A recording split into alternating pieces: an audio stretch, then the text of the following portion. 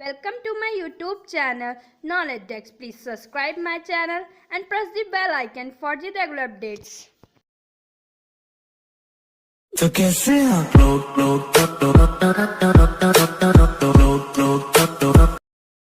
तो क्या बताने जा रहे हैं हम बताने जा रहे हैं Newton's law of universal gravitation. तो क्या होता है ये, तो पहली बात तो इसका फॉर्मूला पता होना चाहिए। फॉर्मूला ही हम ड्राइव करने जा रहे हैं, उसी को डेरिवेशन बताने जा रहे हैं। ठीक है, तो एफ़ क्या होता है, वो हमारा क्या होता है, F equals to G m1 m2 upon R square. यही हमें क्या करना है, प्रूव करना है।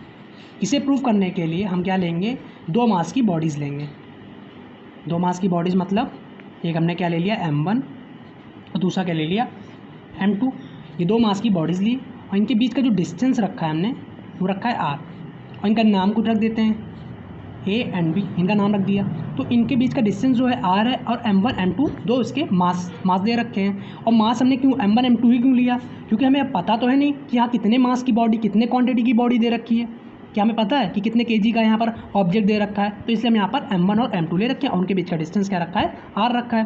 तो अब क्या करेंगे हम, अब हम करेंगे कि जो फोर्स ऑफ अट्रैक्शन, ये हमारा क्या है, फोर्स ऑफ अट्रैक्शन। तो जो इनके बीच का फोर्स ऑफ अट्रैक्शन है वो डायरेक्टली प्रोपोर्शन होगा प्रोडक्ट ऑफ देयर मासेस, इन दोनों के प्रोडक्ट के डायरेक्टली प्रोपोर्शन होगा।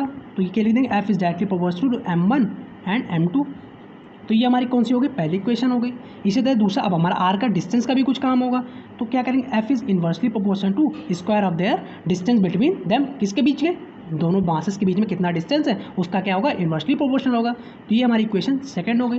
अब हम क्या करेंगे, दोनों इक्वेशन को क्या करेंगे, कंबाइन करेंगे। तो on combining equation first and second, दोनों इक्वेशन हम क्या करेंगे, कंबाइन कर देंगे। तो कंबाइन करने में हमें क्या मिलेगा, जो फोर्स ऑफ अट्रैक्शन है वो डायरेक्टली प्रोपोर्शनल हो जाएगा m1 और m2 के, और इन्वर्सली प्रोपोर्शनल हो जाएगा इनके डिस्टेंस, इनके स्क्वायर ऑफ डिस्टेंस के। यही हमारा फॉर्मूला था। लेकिन फॉर्मूले में क्या, अब हमें ये जो इन्वर्सली प्रोपोर्शनल, ये डायरेक्टली प्रोपोर्शनल का साइन है, इसको हटाने के लिए एक कांस्टेंट वर्ड जोड़ना चाहिए।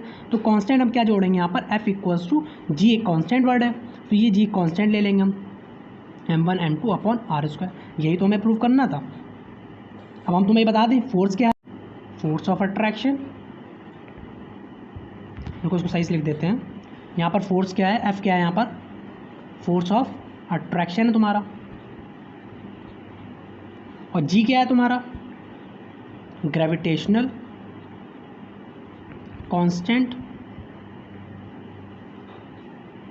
और इसकी वैल्यू क्या होती है, value of G equals to, इसकी वैल्यू होती है, हम लेके चलते हैं यहीं पर, तो 6.67 इंटू 10⁻⁻11 न्यूटन मीटर, ये हमारी वैल्यू होती है न्यूटन मीटर स्क्वायर पर kg स्क्वायर। नहीं गलत कर दिया गया, न्यूटन मीटर स्क्वायर, ठीक है। इसकी वैल्यू क्या होती है, जी 6.67 10⁻⁻11, और उसकी यूनिट होती है न्यूटन मीटर स्क्वायर पर kg। अब ये यूनिट कैसे है ये भी हम बता रहे हैं अभी तुम्हें। तो ये फोर्स क्या है यहाँ पर, फोर्स ऑफ अट्रैक्शन, जी क्या है, ग्रेविटेशनल कांस्टेंट, और वैल्यू ऑफ जी क्या है 6.67 इंटू 10⁻⁻11, और उसकी यूनिट क्या होती है न्यूटन मीटर स्क्वायर पर kg स्क्वायर। ठीक है, अब इसी तरह तुम्हारा ये m1 क्या है, अभी तुम्हें ऊपर बताया हमने, m क्या लिया है, m यहाँ पर तुम्हारा क्या है, मास है, और ये r क्या है, डिस्टेंस है। हम फॉर्मूला बता चुके हैं, F equals to G m1 m2 upon R square, formula बता चुके हैं।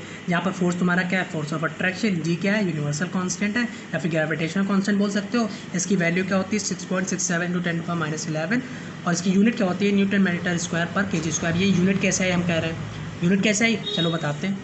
तो इसका जो यूनिट होगा, तो यूनिट तो लिख दें, unit of universal gravitation. Universal क्यों कहना है, कुछ मतलब समझ रहे हो, यूनिवर्सल कहने का मतलब ये है कि ये हर पूरे यूनिवर्स के लिए ये कांस्टेंट है। हर एक जितने भी ऑब्जेक्ट पूरे यूनिवर्स में है, या फिर कोई भी ऑब्जेक्ट कह रहे हैं, या फिर कोई भी ह्यूमन बीइंग है, किसी चीज़ के लिए भी ये हरदम कांस्टेंट होगी। हर एक ऑब्जेक्ट के लिए ये उतनी होगी, सबके लिए सेम होगी, मतलब ये वैरी नहीं करेगी, हर एक के लिए कांस्टेंट होगी, इसीलिए इसको हम यूनिवर्सल ग्रेविटेशन बोलते हैं। तो यूनिट क्या होगी, हमने फॉर्मूला क्या बताया था, F equals to G m1 m2 upon R square, ये फॉर्मूला बताया था। तुम्हें पता है हमें यूनिवर्सल ग्रेविटेशन कांस्टेंट की बतानी है, तो इसकी यूनिट बतानी है ना मेरे को, तो इसका हम फॉर्मूला भी डिराइव करेंगे। तो एफ इक्वल्स टू क्या, ये आर क्या डिवाइड में इधर जाकर क्या होगा, मल्टीप्लाई में हो जाएगा।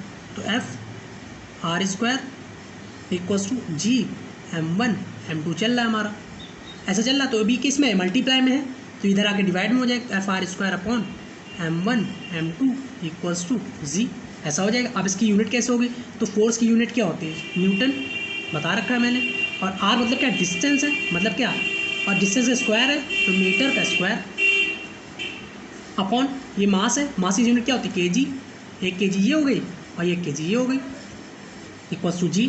तो न्यूटन मीटर स्क्वायर अपॉन ये केजी का स्क्वायर, मतलब पर में हो जाएगा क्योंकि अपॉन में, केजी का स्क्वायर इक्वल्स टू G। तो ये तुम्हारी यूनिट होगी, तो यूनिट क्या होगी, न्यूटन मीटर स्क्वायर पर केजी स्क्वायर। खत्म हो गया, बस इतना ही तो था।